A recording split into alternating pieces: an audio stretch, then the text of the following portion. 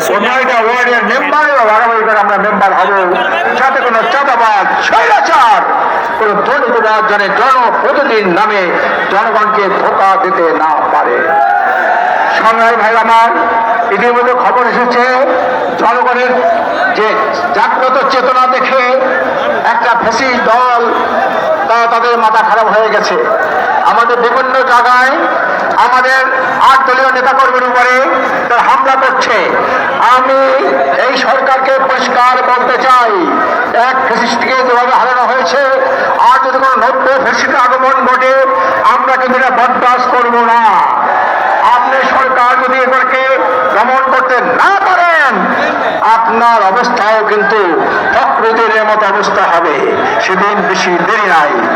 সংগ্রামী ভাই আমার, আজকের 5 দফা জানেন, 5 দফা হলে জনগণের দফা, জনগণের দাবি, একটা কার্যকর পার্লামেন্ট গঠনের দাবি, দুর্নীতি দুঃশাসন মুক্ত একটি সুখী সমৃদ্ধ কল্যাণ রাষ্ট্র প্রতিষ্ঠার দাবি। সংগ্রামী ভাই আমরা আসুন, আমরা সবাই ঐক্যবদ্ধ থাকবো, তবে কাজ মিলে থাকবো। আমরা বাংলাদেশকে নতুন বাংলাদেশে করতে চাই। এই পচা গান্ডা রাজনীতি আমরা কবে আলোচনা করতে চাই। আমরা একটা স্বৈরাচার